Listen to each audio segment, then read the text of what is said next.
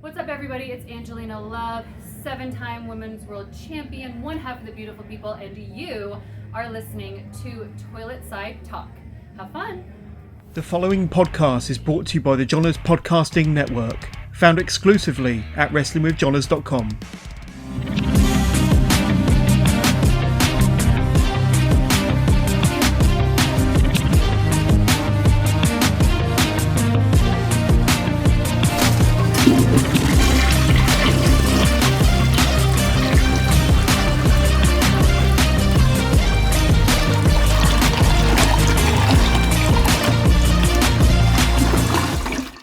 This is Brad Marcus, and welcome to another episode of Toilet Side Wrestling Talk. Today's guest has wrestled all over: professional championship wrestling, VIP wrestling, extreme championship wrestling, Metroplex, NWA. He's been AEW Dark, All-Star Pro, New Texas Pro Wrestling, and I could go on. He's the current All-Star Pro champion. Along the way, shared the ring with likes of Tony Nese, Jackson Stone, Aaron Mercer, the kid who played Harry Potter, Shane Taylor, Edge Stone, Dmitry Alexandrov, and I could go on and on, but we're running out of time. So let's welcome today's guest, someone who's a better wrestler than most librarians. I'm going to say 95% of them.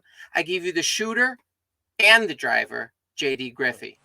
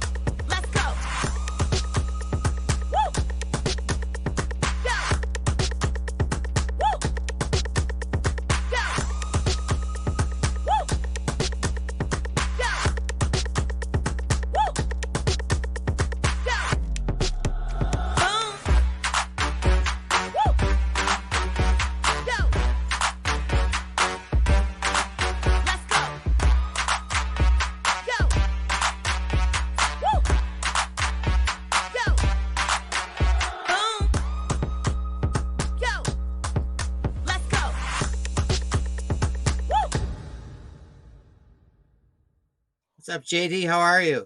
What's up? What's up? How you doing? I am doing fine. More importantly, are you doing good? I'm doing very, very well, man. It's a good day.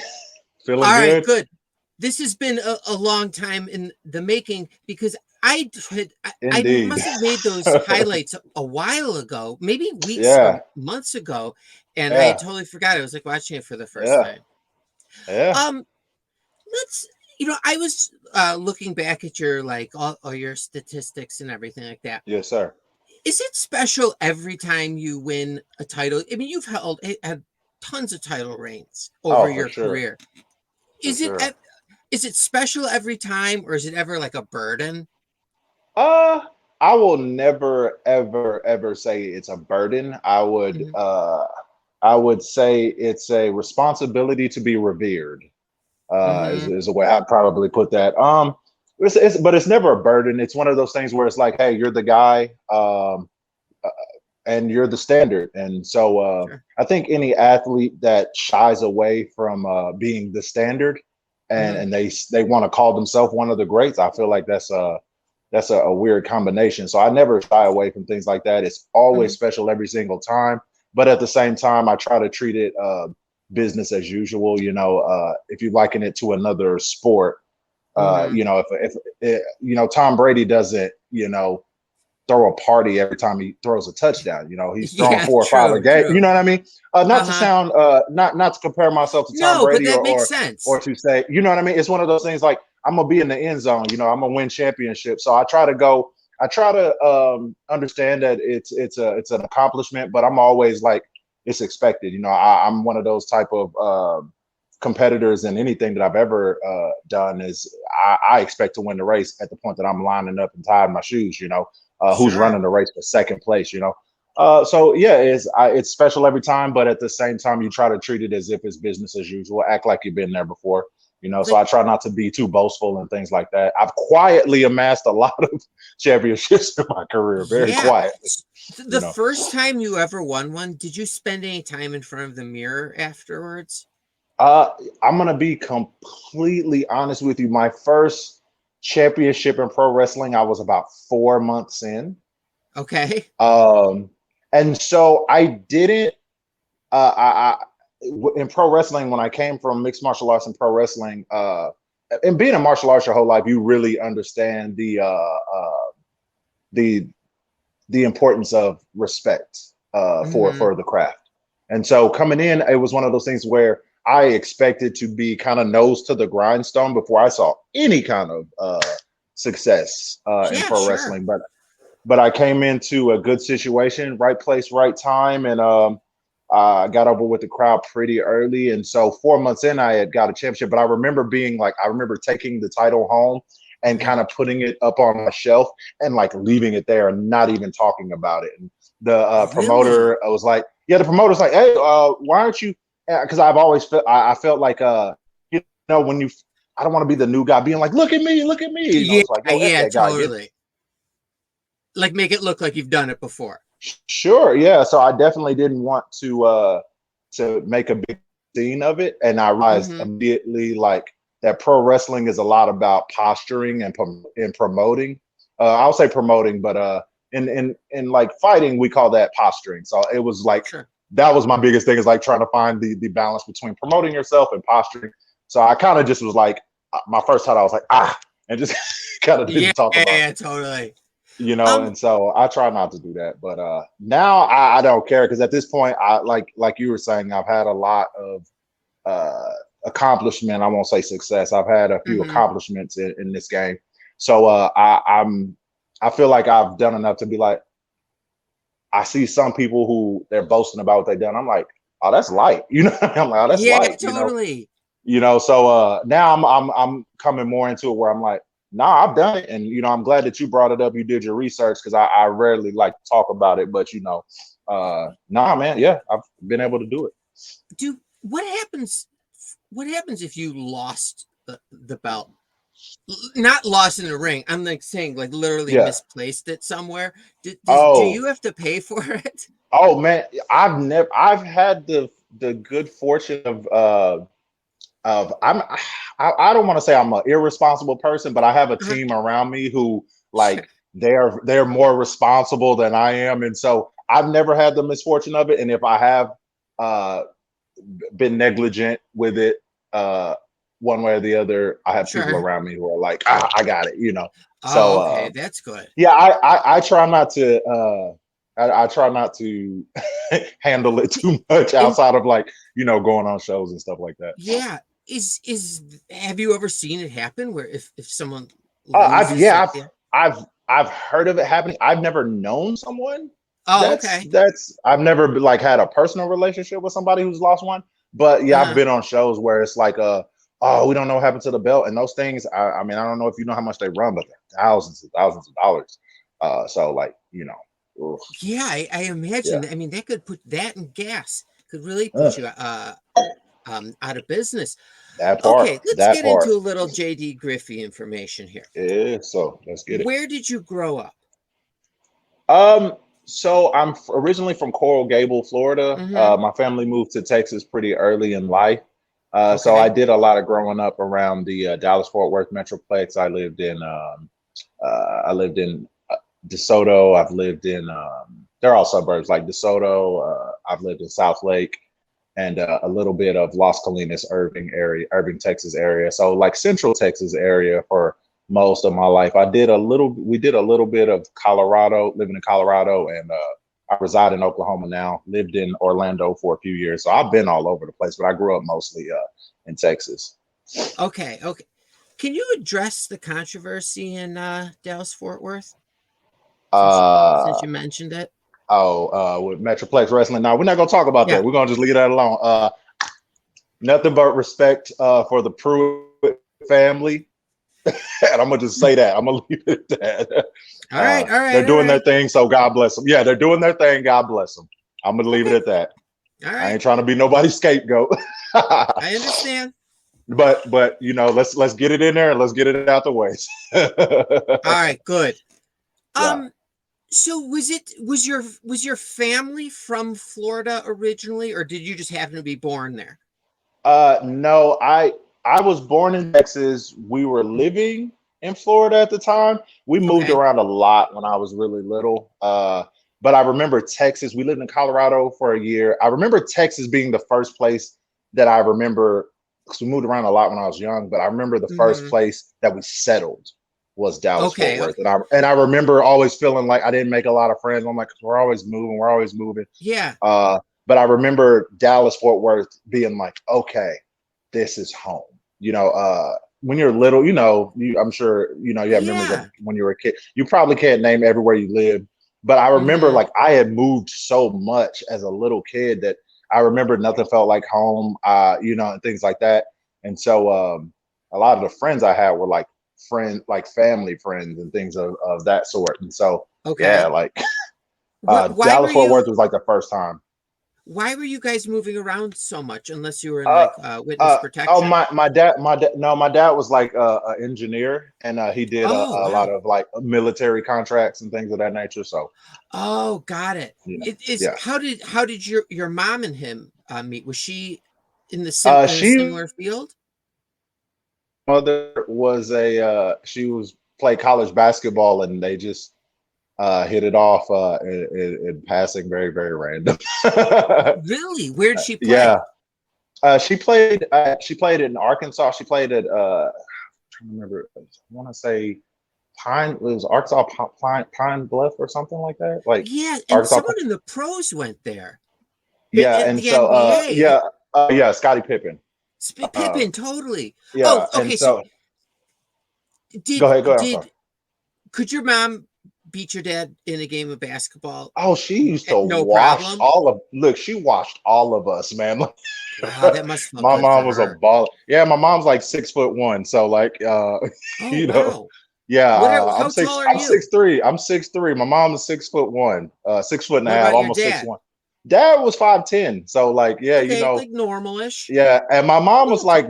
my mom was really weird because she was like so much taller, but she was a good ball handler. She could shoot right, left-handed. Yeah, So she was kind of like Ben Simmons before there was a Ben Simmons. totally, Uh, totally. yeah, she used to say the only person that could beat her in basketball was Cheryl Miller. Oh, yeah, totally. And so Absolutely. only person that could beat her, only person that could out hoop her was Cheryl Miller. Does she still play? She plays a little bit. Hmm. She is a vice principal at a school right now in Dallas Fort Worth, and so Okay. you know, a lot of the kids will you know be like, oh, you know, Miss G, you can't hoop no more. Miss G, you can't hoop no more. And like she like, no, I still get buckets. Like Oh, no, that's so so yeah. Oh, cool. my mother is still very very active. You know, she's Wh- When you were moving around, like, did your yes, sir. parents like try and compensate you like with attention and stuff to Uh, make sure that like no, everything felt normal? No, it was really weird. It didn't matter where we were.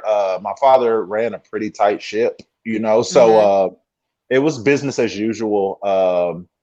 You know, we were pretty well off financially, so but we weren't spoiled. You know, they gave Hmm. us what Sure. we needed, a few things we wanted. So you know, we never had adverse reactions to no or anything like that. So it was just Yeah, one of yeah. those things where we didn't know that being moved around a lot was like not normal because to us it Oh, was. okay. You know what I mean? So we didn't know until we finally settled somewhere. I was like, oh, I've got friends. I just did it as a kid. I just didn't make those connections because it was like I'm not gonna be here long. You know what I Yeah, I was mean? gonna say, is it So hard to yeah. like make and maintain friendships when you were moving around? It was one of those things where like you know, as a little kid, you know, the kid that sits next to you in you know third grade, he's your best friend for life, you know. Yeah, So totally. you know what I mean. So it was stuff like that. But as I got older and I got more used to it, I was like, it's fine. But How the many? caveat. Oh no, I was gonna say the caveat was when I finally did get settled, it was harder for me to connect with people because I just never practiced it. So Oh, yeah. I had a lot of social issues as far as I would just kind of talk to my siblings. I didn't really in elementary school. I didn't speak a lot to other kids. Okay. They actually thought something was wrong with me at the school and stuff. And I Uh-huh. remember my sister, they'd be like, your brother doesn't talk. And she'd be like, no, he speaks just fine. He just doesn't speak to you guys. Totally. It was He just knows like, how so, to do it. so I would just really communicate with my siblings and stuff. And I had a few friends that, would get through the exterior, excuse me. And they'd be like, look, we're going to be friends, bro. Like, Was there a point where you're like, all right, enough with this, being shy or what have you, socially awkward, and like you could just be yourself? Like, was there a certain point where that happened? I wouldn't say I was awkward though. I would just say I was just more.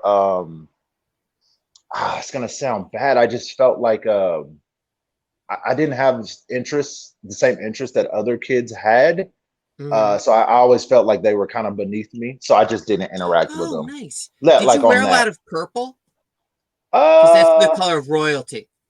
Purple was my favorite color growing up. I did wear a lot of that. Nice. I see when I say that kind of stuff is beneath me, it automatically just projects hubris and just arrogance. And I was just no. It's just like no. It wasn't that. It was just like my siblings and I. We had a very rigid upbringing. It was like I knew at a very young age consequence and choices. Like that was you know what I mean? These other kids at 5, 6, 7 are trying to color inside.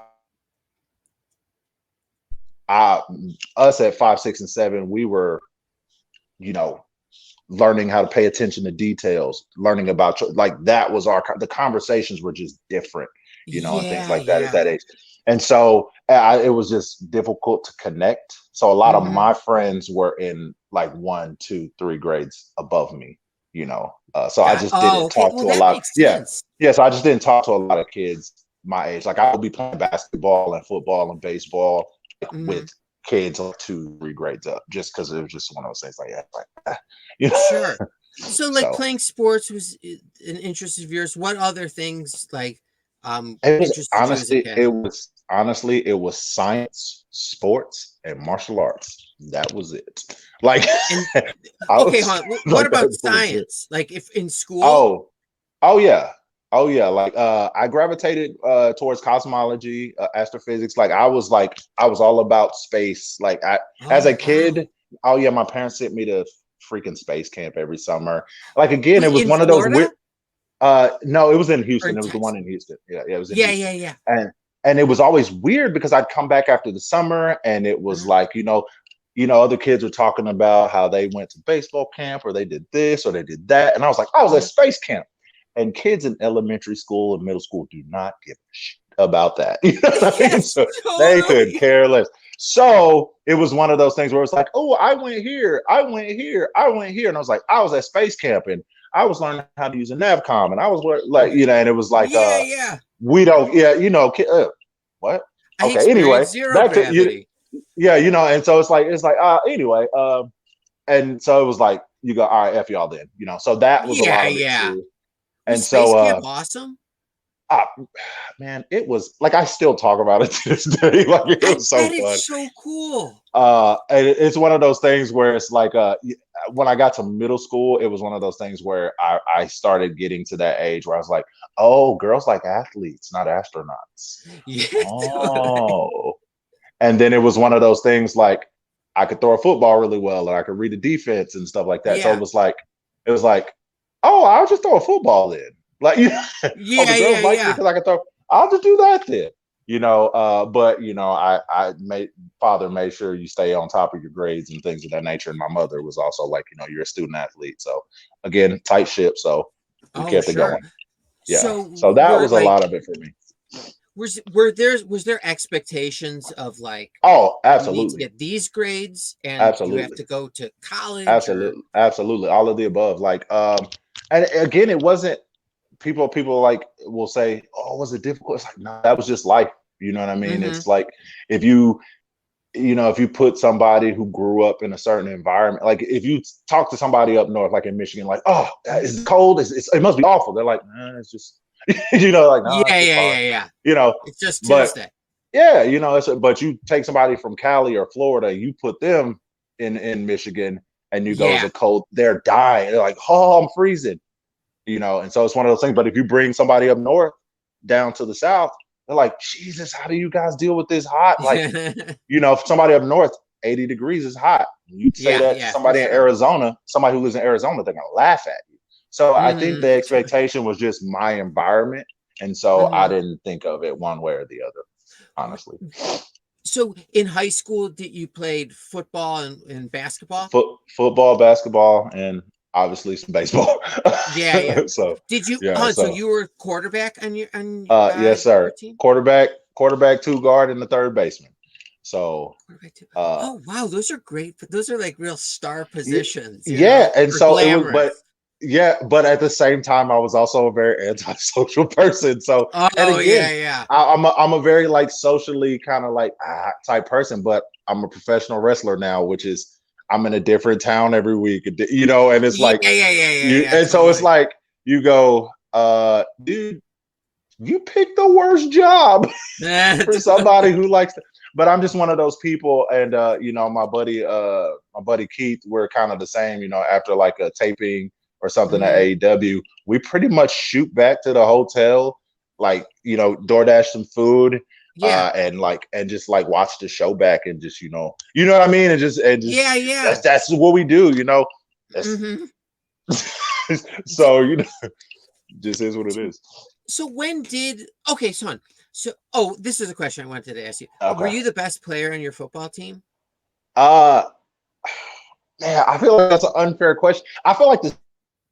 Yeah, as it was coming out of my mouth. Yeah, it's just not fair. I feel like it's not fair. It's one of those things. We ran like a wide open offense, and like I was like the supplement running back too. You know what I mean? Yeah. If you're in a 4 wide, you got the tailback, and then you got me. So it was like we were throwing the ball a lot, and then I was, so the stats was just like, if you're the QB, you touch the ball like literally every single play. Yeah, that's so true.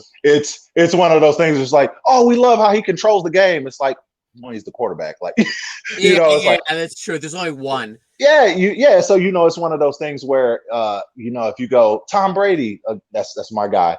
Tom Brady had 5 passing touchdowns. It's like he controlled the game. It's like, yeah, he touched every play. Now, if you tell me that like Calvin Johnson or like Jamar Chase had 5 touchdowns and they controlled the game, that's impressive. Totally. They're not touching the ball every play. So I will say the stats would say that I did a lot, but I would say like I just had the benefit of handling the ball in a wide open system. And I'm not playing football anymore, so I don't have to boast about, I don't have to go like my stats. I can be honest, and I'm like, hey, all right, relax. Like, we threw the ball a lot. When you were in high school, did you look at your stats? I always wanted to, but my father was like absolutely not. He would say, wow. Yeah, like it was so weird. Like, and again, looking back on it, like I always I used to be so mad at my father. Like, man, he won't let me have anything. Like, he just won't let me just enjoy anything. But it's one of those things where if he threw 4 touchdowns and an interception, he'd get in the car. As soon as we in the car, he'd be like, "So, what happened on that pick? What happened?" He's like, you had the safety on the roof. Why are you throwing a slant with the safety on the roof? What are you doing? And it's like, I threw 4 touchdowns. Well, clearly you got that right. So we don't need to talk about that. Let's talk about that interception. And so it was one of those things where, it kind of bled into my adulthood. About this? Oh yeah, we would talk all the time about that kind of stuff. It would bother me. I'd be like, Dad, why don't you let me have anything? He would just like, for other children, excellence is a bonus. In this bloodline, excellence is an expectation. So when I did well, that's kind of where I had like this dismissive demeanor, and people are like, oh, he's cocky. It's like, no. I expect to be excellent. You know what I mean? Like, excellence is an expectation. When I drop the ball, that's where the issue is. I just felt like it was just like, it was like just a different cloth, I guess. And so, like it kind of bled into my adulthood. I never really like look at the stats. Like even you bringing it up at the beginning of this interview. I never really, I think I looked when I debuted at AEW, they have like a little basically like a read off when you debut. They basically say all of your career accolades and stuff. And I was like, oh dang, like that's wow. You know, I for real, like a lot of people in my tribe kind of were like that in my camp coming up in pro wrestling. Like we just play. We didn't even really notice we were winning. We just kind of all looked up and were like, oh, like Athena, oh crap, you out here winning. Oh, Keith, crap, you out here winning. Shane Taylor, oh crap, you out here winning. You know what I mean? And so it was like, yo, Jay, you out here winning. Hey, yo, y'all out here winning. You know, Nyla, you out here winning, bro. You know, like Yim, you out here winning.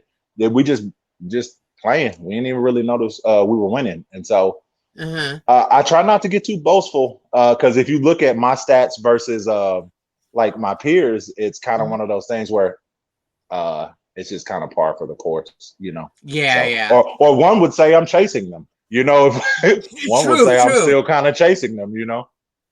When did pro? I want to get back to after high school in a minute, sir. But when did pro wrestling like kind of enter your orbit? Man, pretty early. I remember I was telling Brutus the Barber Beefcake a couple of weeks ago at the OKC PopCon. It was a wrestling show. We had a wrestling show there, and he was one of the panels. I was telling him like he was one of my first memories. I remember the Rockers breaking up when I was really little, and I remember seeing that. I remember like it had already happened when I first started watching wrestling. It had already happened, but that was like my first memory was watching it, and then like kind of watching the Rockers and Shawn Michaels, and so it was a testament to WWE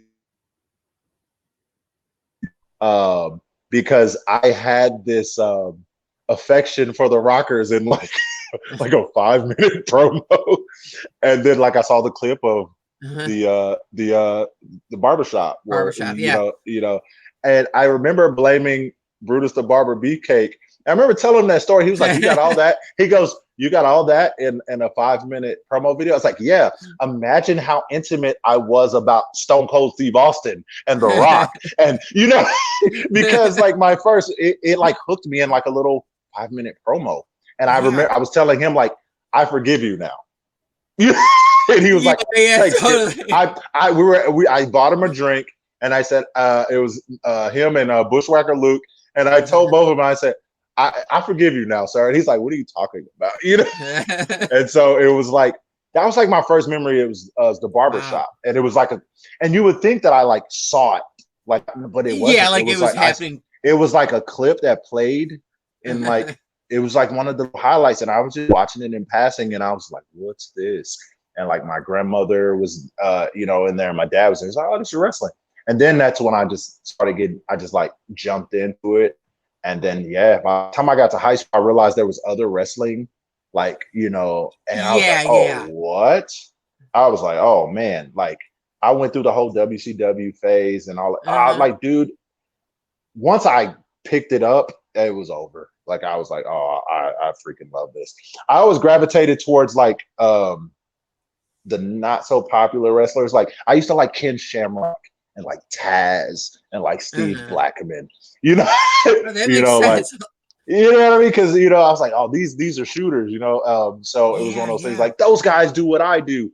But on the same token, I loved, you know, like, you know, Lionheart, Chris Jericho, just this smarmy, like, oh totally. God. And I remember just being like, I want to like this guy, man. But, you know, did your grandmother and your dad, were they wrestling fans? Oh, they were huge wrestling fans. And so it was one of those things where it was like it was such a part of their lives that I think I was like 6 or 7 before I was introduced to it. So I was like, for people who really, really love this, why am I just now seeing that? Like, so it was like, you know, it was one of those things where it was like, it kind of came out of nowhere, but it was like a big part of, you know, my dad and my grandmother. That was kind of their thing. And like over the years, your young years, did you ever express to them like, I want to be a pro wrestler? Never, not Never. once, Okay. not once, because it was Why? one of those things Because I you didn't. would you get in trouble I if you thought I said was that? no. I just thought I was too small. I thought I was like, Oh, I was, because it was one of those things. It was like I saw all of these like, these muscle bound, like just yeah. ridiculous. And at that time, you're like a little kid, so you're like, I don't know how big I'm gonna be. I don't know how, And when I got into wrestling, I was 185 pounds. You know what I Oh, mean? So I was wow. just like, so I was like, ah, man, I'm gonna have to. I came into pro wrestling like I'm going to have to like lock in and put weight on, do all of these X, Y, Z. But yeah, like I didn't growing up. I didn't. It was something I liked. I was a fan, but I Mhm. was like, oh, I could probably be a major league player. I could probably play in the NBA. I could probably do the NFL. But like pro Yeah. wrestling, Be that's an like, astronaut. nah, not happening. You know what I mean? Mhm. That was well, that was up until I realized that ladies like athletes, and I was like, all right, look, Yeah, yeah. you Did know, uh, did you go to college for anything yes, related? yes, Okay. yes, yes, cosmology and astrophysics. Oh, So, that's what you went for. yeah, yes. And Oh my so that was one of those God. things coming. No, but it was like getting in. It was like dad was like, oh, you can wrestle, but you going to school first. Like, because again, like I moved around so much. I went through a Yeah. lot of phases. And so I'd be like, I want to do this. And then like I play piano. And then like I got good at it. And I was like, I want to do something else. I had that issue where it's like if I touched something and I was good at it too soon, Uh-huh. I kind of would just cast it off and be like, oh, let's find another challenge. Pro wrestling was the only thing that I took to very quickly Hmm. and stuck with it because it was one of those things like I grasped, I had a good grasp of it, but it was still Hmm. very difficult to execute. And so it was one of Okay. those things. It's like I got this, but I can't do this. This is fantastic, And so that's kind of what it went to. But yeah, my dad was like, I'll pay for your schooling, your wrestling school, and I'll Hmm. pay your housing for the first 5 years first. That was our agreement, and we shook on Wow. it. And then after I went, uh, uh, I was like, all right, so here we go. And he took me to uh, Killer Tim Brooks in Waxahachie, Texas. God rest his soul. He took me to How did you find that? Uh, well, so oddly, my dad used to, go to all of the wrestling shows. So he had knew of Skandar Akbar and Killer Tim. So he was saying these names, and I didn't even know who these people were. Yeah. So he was like Skandar Akbar, Killer Tim Brooks. And I'm like, who? And he was dad was real close with Booker T. His son, one of his sons lived with me and my family growing up in school by the time we got to high school. So we Oh, would go to okay. we go to all the WWE shows and stuff like that Oh, when they would cool. come into Dallas. Yeah, you take a little girl with you, get your girls with you. Like, hey, ladies, we're going to Totally. Monday. We're going to Monday Night Raw. Y'all trying to what's you know? And so Did yeah, your me grandma be ever go to shows with you? no, she's very much a watch it from the couch, Yeah, give me my yeah, yeah. sweet tea and and so Totally. yeah. But no, like it was so weird she passed away by the time I started wrestling. But I remember dad going, I remember dad going like, son, she's up in heaven, like, all right, I got kind of Yeah, like, yeah, all right, yeah. let me see my grandson do his thing. Oh yeah, man, like I think she would be tripped out if she knew Oh I my was a God, pro I wrestler. bet. So yeah, I think she'd be tripped out. Yeah. So, were you aware? So when your dad drove you to training, Mm-hmm. had you ever been in a wrestling ring before at that point? Never. I've Were been you a aware of boxing ring. independent wrestling? No, Okay. no, no, So was this none of it. after college or did this occur while you Yes, were yes, yes. No, it was all of this was all after. So there was okay? no wrestling talk. There was no wrestling talk. No wrestling talk Because you knew not until to bring that up? yeah, because Okay. he'd shoot it down. He was going to shoot it down. So it was What kind of point like did do you what he says. decide that you were going to do it after Oh, college? immediately. I knew. I mean, I knew before. I shook on it. I was like, I shook on it because I When he wanted to prove made to. that deal I with you? want.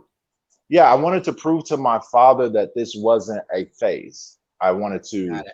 prove that it wasn't a phase, and it was like my first thing that I kind of stuck to my guns on. And here I am 14, 15 later, still sticking to my guns, and so I personally, I think that I think if I would have gone into pro wrestling right out of high school, I would have been burnt out and washed out already, because I wouldn't have appreciated it. I had to wait on Yeah. this. I had to, so pro wrestling is very sacred to me. That's why I have such a people would say a bad attitude. It's weird, if MJF says something crass like that, it's passion.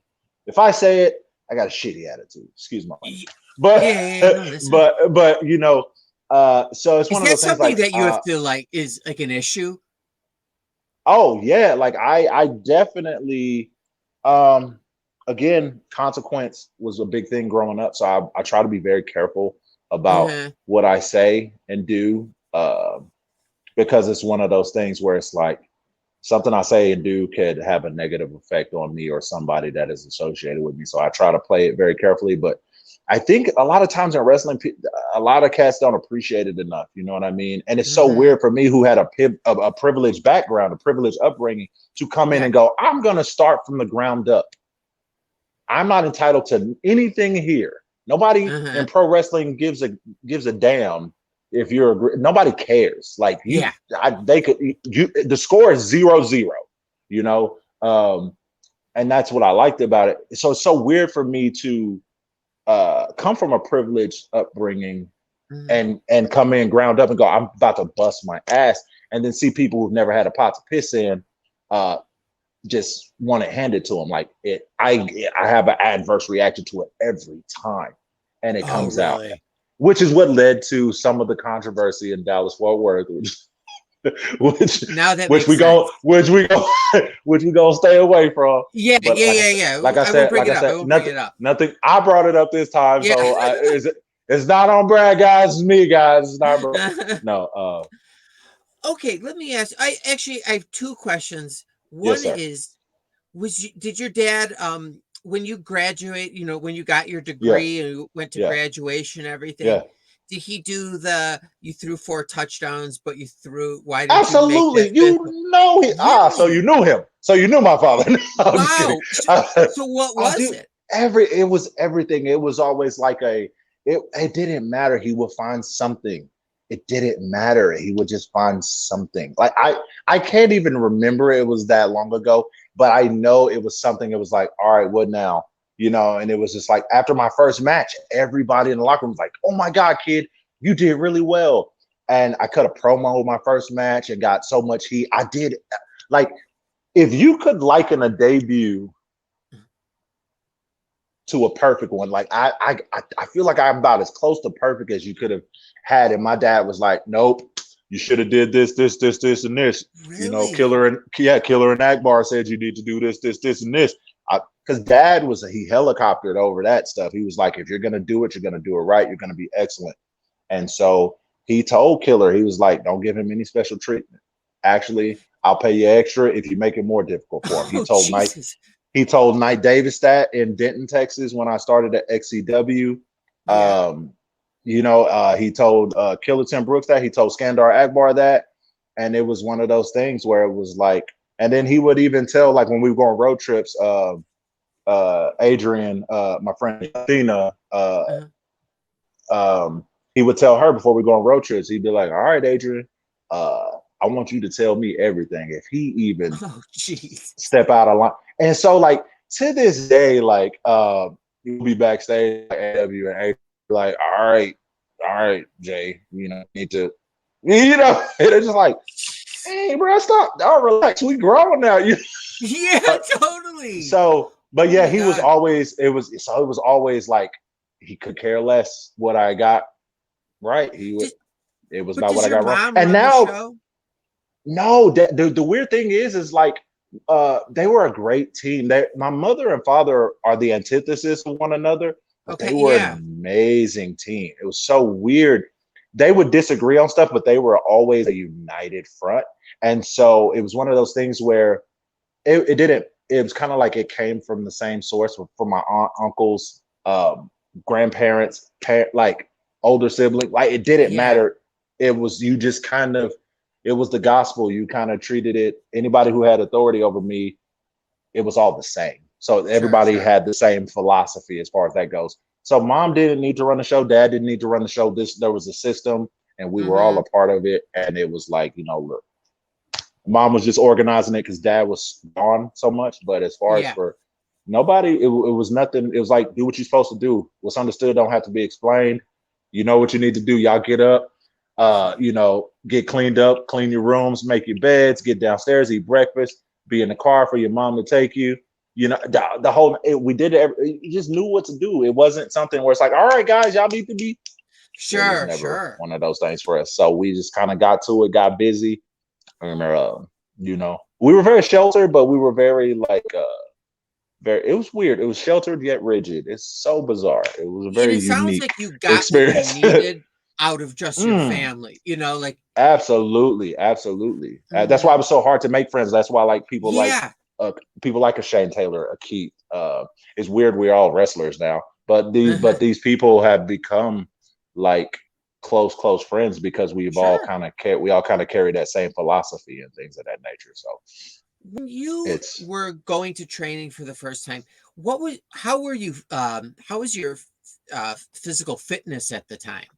Like I said, I was in martial arts my whole life, so I was kind of slender, 185, middleweight. I look like a middleweight MMA fighter. When did you start martial arts? I don't have any conscious memories of not being in martial arts. So I'm 100% positive it wasn't my whole life. But I don't have I don't have any conscious memory of it not being a Tuesday or Thursday evening and being like, all right, get your gi wash, get your glove. All right, let's go. Rip that placenta off you. Let's come on, let's go. Move your butts. Let's go, kids. So I don't have any. I don't have any conscious memories of me not being in martial arts. Did you ever go to competitions? I did a few. We did a few of those, but it was one of those things where he didn't like us competing physically in combat like that until because it was one of those things where it's like you get hit enough playing football and all these other sports. It was I don't want my kid going out here getting punched in the mouth. It was more for I don't want my children, because of where they come from, because of their background, because of their privilege, that's going to make them a target. And so it was more for us, my siblings and I, to be able to protect ourselves as far as we were having fun and we got to compete sometimes, but the intent of it was for us to be able to handle ourselves, Did you ever have to use it in self-defense, like in a real life situation? A few times, nothing too crazy. I had one incident my sophomore year in school, and I actually messed the kid up pretty badly and was suspended for the rest of the year. Actually, I lost a whole semester. Did you get a lot of dates though as a result? Oddly, yes. It's insane. It's insane. It was like, oh, Jay's a badass, and it's like, totally. No, it's like, no, I'm not. Let me stop you. It's like, no, he's not. No, he's not. Because it was one of those things where you never say you're the fastest gun in the West, because guess what? Every day you got to prove it.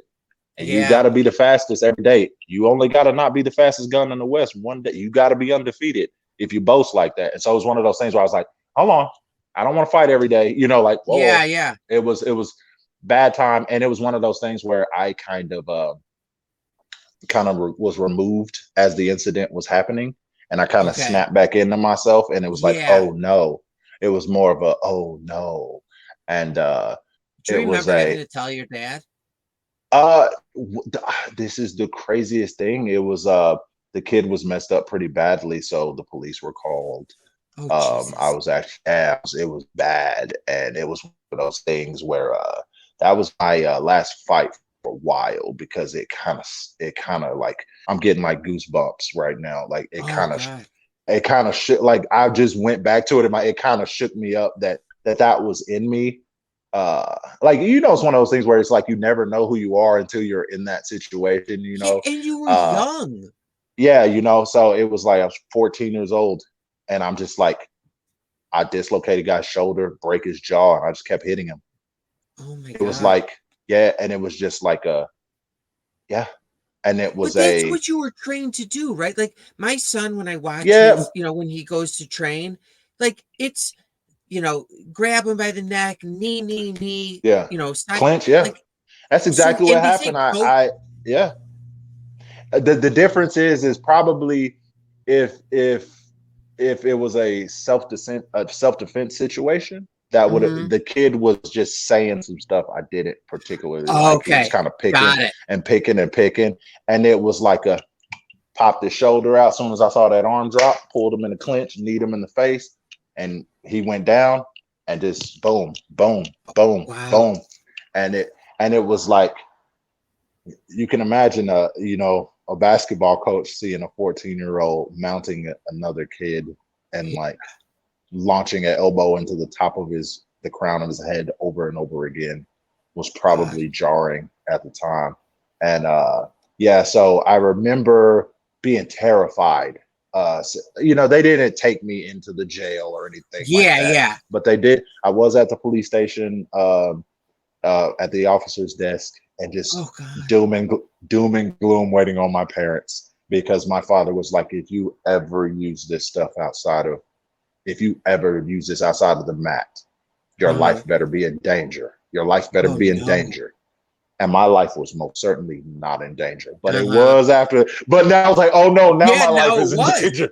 Now my life is in danger. But Oh my God.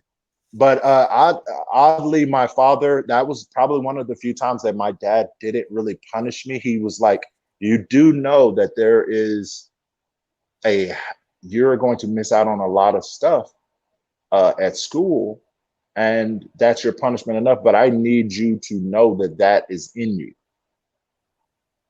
because a lot of Yeah. people don't know who they are until they're put in those moments. So I need you to know that is in you.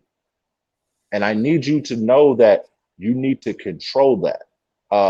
And again, as an adult male, and especially the culture that we're in the country, it doesn't matter that I'm educated. It doesn't matter that I went to private school. It doesn't matter if I do all of these things. You know what I mean? It's just a black guy. Yeah. And in America at this point, not to get overly political and stuff like that. No.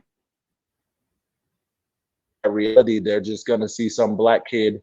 I'm half black, but it's close enough, and bang, bang, bang, bang, bang. And it was one of those things like, I messed that kid up. And it's like we don't talk about your education. They don't talk about that kind of stuff when you do something like that. You just another troubled youth. Yeah. You know what I mean? And my background was nothing like that. It was just like, but it looks the same. And so from that day forward, I was very, very, very big on avoiding confrontation at all costs. Yeah. You Oh know what my I mean? God. Because it was very terrifying. And so that was another thing coming into pro wrestling was, how do I do this without hurting people? Yeah. How can I execute this safely? At what point in your training did you have to Yes, sir. have that conversation with yourself? It wasn't until after that fight, because it was always, everybody's trying to get better. We're just trying to get better. We're just trying, it was always that. It was always that. It was just bunch of friends getting some good reps in, getting rounds, that was the first time that I had put hands on someone that was an adversary. It's weird for a 14-year-old to say adversary. Yeah, no, but, I mean, that's a crazy, like, even the way your dad said it to you about, like, that's in you. For a 14-year-old, that's but again, at 5, 6, and 7, we were having conversations about paying attention to details. Do you know the exit when you walk into a room? You need to know where the exits are at all times. Being aware. You know what I mean? Never have your back to a window. Just things of that nature. You know what I mean? He was very big on that stuff, on securing entrances when you go into places. When you're done for the night, secure all your entrances and exits, in your home and things. He was very big on that. But again, like, he comes from a military family, so it was one of those things. And so it wasn't weird to have that conversation. Okay. It wasn't weird, So you how quickly did you have your first match? You know, you got your first belt at 4 months in.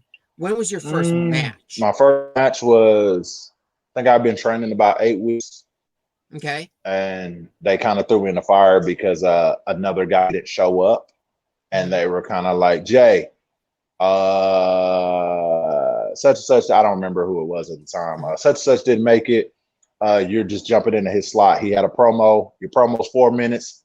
Cue Wally at this right here. You got 8 minutes. Wally's up. Blah blah blah blah blah. Whatever. Whatever. What have you. Sorry for the insider terms.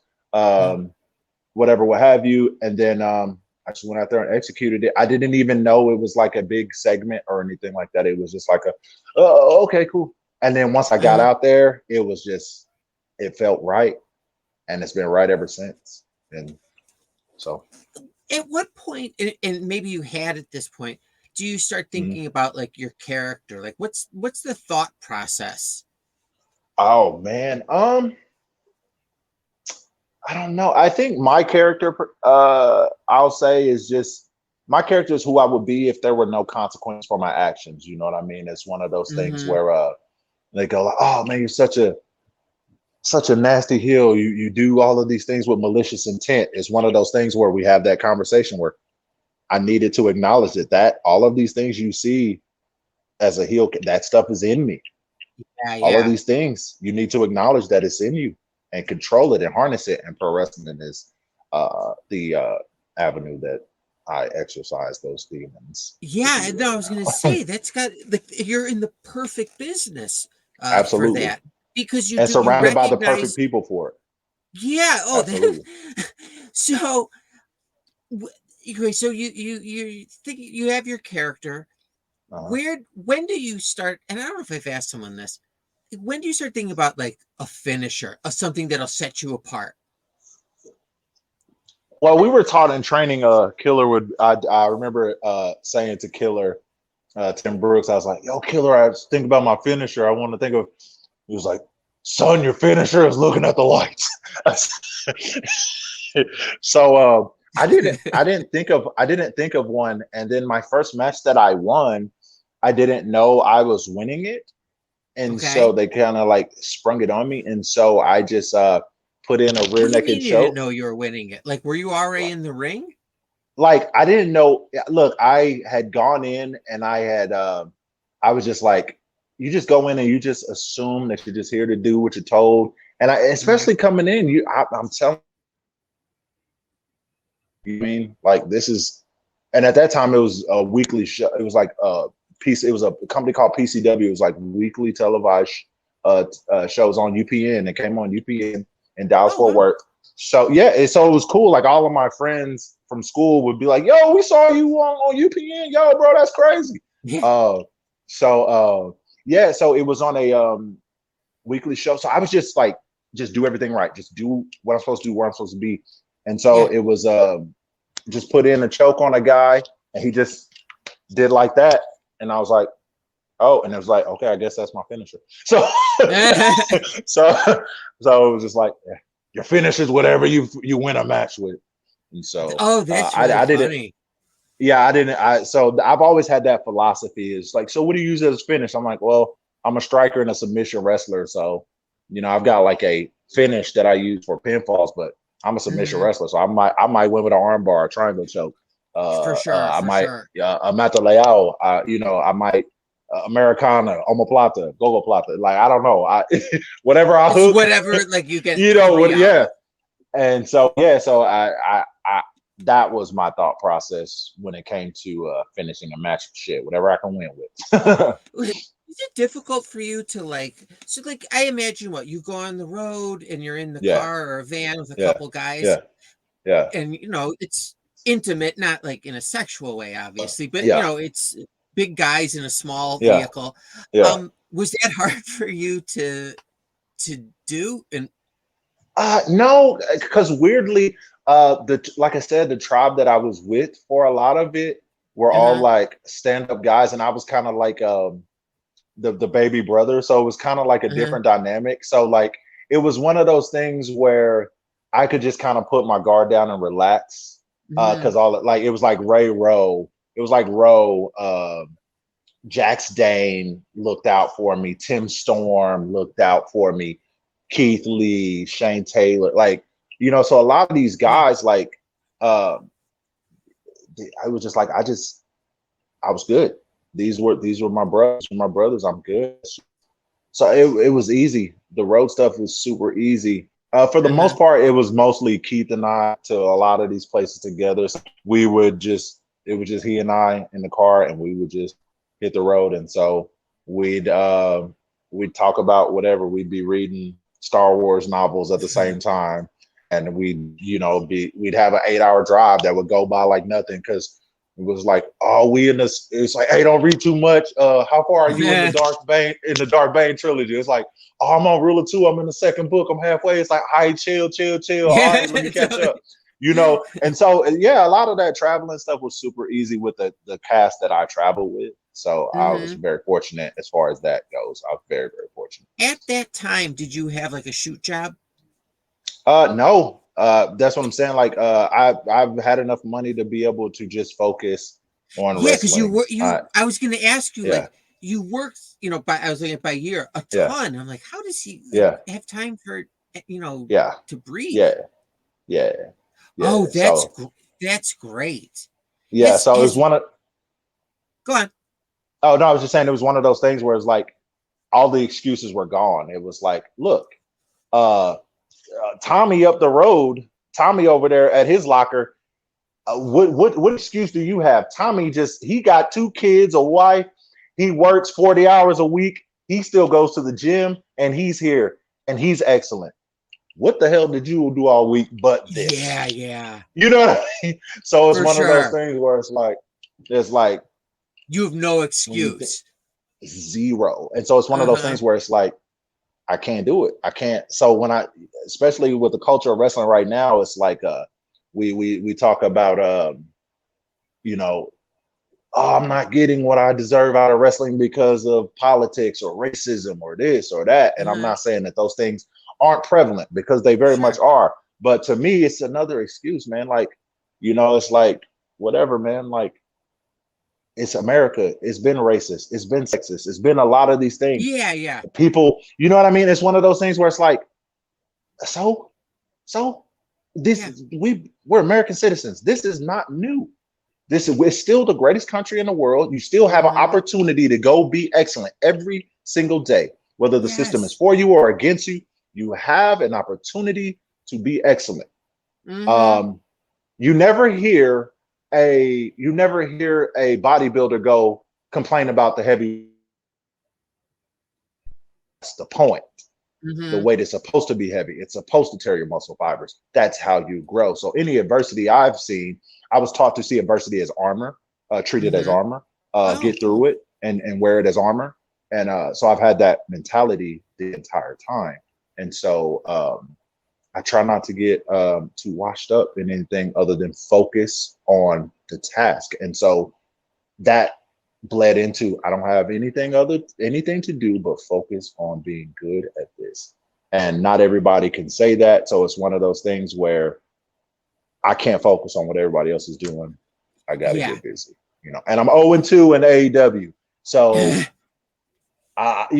we talking about all these championships, and I'm like, I'm 0-2. I got to, you know what I'm saying? Like, I'm like, nah, bro. Sure. Nah, I lost it. And again, but I lost to Tony Nese and Ethan Page, who are 2 top performers at AEW. But it's one of those things. Yeah, but it's one of those things where I came in and, it's like, all right, I'm turning over a new leaf. I just got here. Let's tap gloves. Let's do this. And it's like, it's a zoo out here, bro. Everybody's clawing for it. And, it's like, all I can do is just focus on the task, and it's gone in every walk of life. It's just like, focus on the task. Don't worry about nothing else but the task, man. And so that's just where I'm at. So yeah, I've never had a shoot job. I've never had anything extra other than focus on this. Do you have any kids or spouse? Oh, nope. Oh, you're so lucky. Everybody says that, but I'm just like, no, it's just laser focus, man. Enjoy every single minute. Stop. So the first time you you work for AEW, how Yes, sir. far in advance do they call you? I think it varies for different people. Some people know what they're doing, when it happens. Some people find out right there. I think it's different for everybody. But what about with you? TK was just super cool for me. When I met him, it was him, Keith, and I. He was super cool. He was super. That's the weird thing, like with Tony Khan, is like he's such just an enthusiastic guy. It's contagious. Mm-hmm. And so I remember, like, leaving after I was done eating. I remember leaving and being like, like excited, like he's just, oh yeah, we're gonna do this, guys. He's always so excited, and just like, this dude is enthusiastic all the time. I kind of and so it's one of those things. Even after my match with Nice, after my first match, coming to the back, and he shook my hand. And he's like, "Thank you," and just he hugged me, and it's like, and he's been getting a lot of shtick about hugging people and stuff like that. Some of the stuff I see him get criticized for on social media is like crazy, but like, yeah, he hugged me. I came to the back, he hugged, and I was just like, just a new guy, and he just hugged me. And Mark Henry was there, and Keith was there. It's like, good job, all right, and then see you next week. And then it's like, oh, okay, and then it's been that ever since. So now, do you? Okay, hon, is your dad aware of AEW? Was prior to you? No, my father passed away before. My father passed away like 7-8 years ago. So no. No. Did he ever see you in the? Oh yeah, absolutely. Yeah. Oh yes. At the time, I had a title in NWA at the time, and I was on I was on one of the cover athletes on NWA magazine. And at the time, he was at hospice care, and he was showing a lot of the nurses and stuff. Oh, this is my son. See this and that. And so like he was very involved all the way up to the back end. Yeah. So look, my dad, he lived a good life. He instilled a lot of stuff in me. Again, like this whole interview, I've been talking about him. You think you didn't? Yeah, you talk about him like he's still here. So Sure. And like he's whatever his intentions were to raise a child, he did what greater gift? Did it the right way. What greater gift can you give a son? Everything. What greater gift can you give a son to have in life? What greater gift? What greater? And I again, I'm not a father, but or a husband, but I would assume that as a father, as a husband, I think your goal is for some things to just be understood and just kind of be instilled, whether you're there or not. Like you want your wife and your kid, dad, whoever, I got you, regardless. I got you. Come hell or high water, I got you. And he instilled that. And I think, like, what greater gift can a father give a son other than like, hey, I prepared you from day. And that was like one of his last things he was saying, because it was like, Dad, what are we with my siblings and our dad? What are we gonna do without you? He's like, man, look, I'm always on the road. The only difference is you can't call me and have a conversation. Everything that you need to know, you've known before any of you were adults. I did what I was supposed to do. He did what he set out to do. And so there was no fear, there was no regret, there was no none of that stuff. He was very much like y'all know what to do. Get it done. Yeah, I did my thing. I did what I was here to do. The mission doesn't change. Yeah, the mission don't change. Wow. Only thing that matters is the mission. The mission comes first. And up until his last moments, the mission came first. I actually wrestled. It's weird. I was working at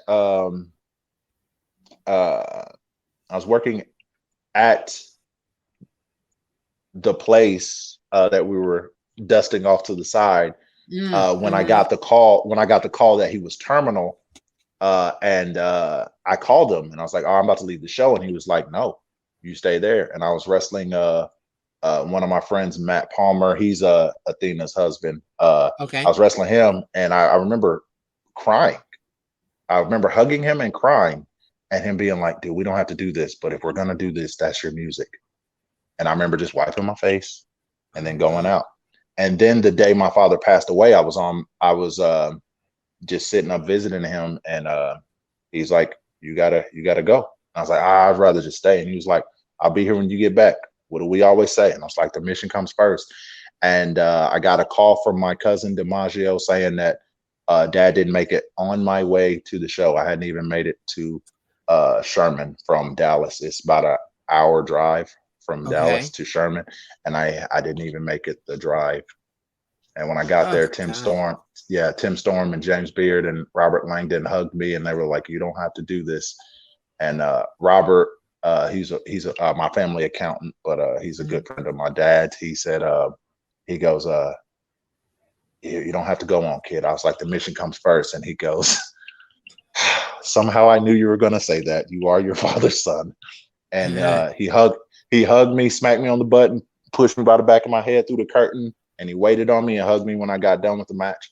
So it's a lot, again, like I said, a lot of these guys have excuses about, oh, I did this, I did that. And I don't want to put my standards on anybody, but it was like, I don't want to hear that I'm privileged. I don't want to hear that I had something else to choose. I'm here because I love this. Like, I was in the ring before my father's body was cold. I don't want to hear nobody's excuse. And not to sound, it's just like, no, I'm sorry. That makes sense. I'm sorry. It's just, these are facts, bro. No, it's, those things, we got to get it done, and everybody in my tribe is like that. Keith has dealt with tragedy. Shane's dealt with tragedy. Adrian's dealt with, everybody in our tribe, our class has dealt with tragedy, and we still get the job done. Keith, when he was in WWE, he had COVID for a year. He almost died. And then his first match back, his first match back, he's wrestling Bobby Lashley in Dallas on Monday Night Raw. And he was supposed to he still had to have 8 weeks to get ready and recover. And it was like, look, it's Dallas, hometown, we need you. And he goes out there and puts on a, 15, 20-minute classic with Bobby Lashley. You know what I'm saying? And it was like, you almost died. And so it's like one of those things where you put my stuff with everybody from my tribe, is par for the course. Yeah. So you're very lucky in that sense. Absolutely. You're so lucky fortunate for a lot of reasons. So fortunate. Absolutely. So fortunate. Yeah. And I don't mean lucky. I mean, absolutely. Good fortune. Good fortune. Yeah, absolutely. Exactly. All right, JD. I think we should end it there. Thank you so much for sharing your stories, especially the stuff about the wrestling, but about your relationship with your parents and particularly your father. I really appreciate that. Before I let you go, can I ask you 5 non-wrestling related yes or no questions? Sure. Okay. Can you fold your tongue in half without using your fingers? Like that? No. Okay. Let me ask you a question. Do you think you'd fare well in a zombie apocalypse? Absolutely. Okay. So do I. Absolutely. All right. This one might be. I think I'd be okay. For $39 million, would you sacrifice using a phone for the rest of your life? For $39 million? I don't really talk to a lot of people, so I think that would be doable outside of needing social media to promote. Yeah, well, you can go online. Talk. Oh yeah, then Just no cell phone. Oh yeah, easy. Yeah. All right. Cool. Good. Easy. Good. Yeah. Have you for ever 39 million? Yes. Yeah, easy. exactly. I'm like, I could do that Yeah. if I just have a computer. Easy. That would be great. Yeah, I'll be all right. Have you ever had dinner with somebody who believed the Earth was flat? I don't. Okay. I don't need that kind of negativity in my life. I don't need that kind of negativity in my life. Yeah, totally. All right, and the last question. I feel like I'm the worst person to ask that question because it's like, oh, absolutely not. No, no. All right. We've done the research. I gotta be a little quiet on this. Okay, cool. Let's get it. Do you believe that my wife is the devil? Because okay, here's the thing. I'm going to guess by the lowering of the decibels, she might be. And I'm not gonna say that too. I'm gonna whisper too because I don't want you to get you my boys. I don't want you to. I think she's on the other side of this wall. All Okay, whatever. It's again. Why It's funny. I shouldn't burden you with my problems. You asked me everything but what I was expecting. Anytime I do an interview in the past like 6 weeks, they ask me about Keith and Swerve, and if I think that tag team's going to implode, and if I am like, you know how I feel about that situation. I'm like, I gotta give you your props on restraint. But well, no, I'd rather hear stuff about you and your family and stuff. Man, and that's what I'm saying. I appreciate that. I appreciate that. I want to give you that credit too, because I've done a few interviews where you could tell the guy didn't do their research, and I've watched some of your interviews. You did an interview with my buddy Shane. Sure. He spoke extremely highly of you. Extremely highly. Great, good. And so when you reached out to me, I jumped on it. I was like, yes, I already know who you are. Shane spoke very highly of you. And so, you did your research and stuff like that. And this has been a very different interview, which I've also appreciated. Good. And so I've definitely enjoyed this. Like, because I'm 46, but I'm a little kid still. And I'm like, I always like, I want to know like what a normal person, how they become a wrestler and what are the circumstances. All right. I'm going to leave you now, probably towards some anger. But that's all right. I had a good time this evening, and we are seconds away from actually having gotten this done. So I'm happy about that. It's taking so long. And look, if anybody tells me that Brad Marcus isn't the most resilient, diligent interviewer in the country, I'm gonna smack somebody, because you did a lot to make this happen. You did a lot to make this happen. I appreciate you as well. I appreciate you, dude. Appreciate you, man. All right. Well, listen, I wish you nothing but the best. Thank you so much. In your in-ring career and your out-of-ring stuff. Thank you so much. No rush getting married. Definitely no rush in having children. I mean, but everything else, it sounds like you're heading in the right direction. I hope so. I hope so, man. Thank you so much. I appreciate it. All right, JD, you take care. You too, brother. Thank you so much. All right, later.